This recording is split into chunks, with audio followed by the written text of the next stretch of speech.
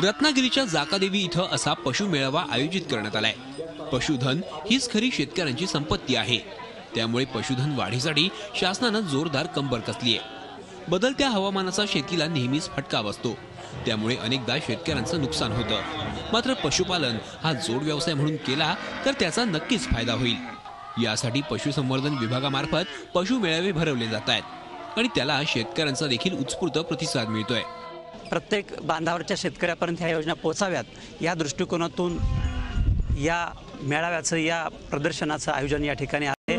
कोकणातले शेतकरी आता विविध प्रयोग करू लागलेत। गावठी गाई म्हशी पाळणारे शेतकरी आता कोकणाबाहेरील जनावरही आणून पाळतायत, तर काही शेतकरी जनावरांवर अभिनव प्रयोगही करतायत। इथे मी बरेच पाहिल्या, त्याप्रमाणे मला बरं समाधान वाटलं आणि मी माझ्या गावठी गाईवर इंजेक्शनच्या द्वारे गीर गाईची पैदास केलेली आहे। पाडी 3 महिन्याची पाडी आहे इथे। या प्रदर्शनात सर्वांचं आकर्षण ठरला तो गीर जातीचा वळू। राजापूर मधल्या श्रीकृष्ण धाकरस यांनी हा गीर जातीचा वळू आणला होता। कोकणातलं वातावरण त्याला सूट व्हावं यासाठी त्यांनी खूप मेहनत घेतली। त्यांच्या वळूनं पहिला क्रमांक पटकावलाय, तर अंकुश पारकरांच्या बोकडानंही साऱ्यांचं लक्ष वेधून घेतलं। इकडे आल्यानंतर मला विविध जातीचे शेळ्या बघायला भेटल्या, गाई म्हशी सर्व आहेत। काय चांगला अनुभव आला।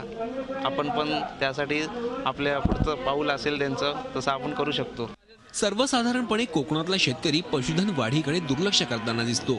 शासनाकडून या पशुधन वाढीसाठी प्रयत्न केले जात आहेत, त्यामुळे शेतकऱ्यांनी शेतीला जोड व्यवसाय म्हणून याकडे लक्ष दिलं तर कोकणातला शेतकरी सधन शेतकरी म्हणून ओळखला जाईल एवढं मात्र नक्की। प्रणव पुळेकर, झी मीडिया, रत्नागिरी।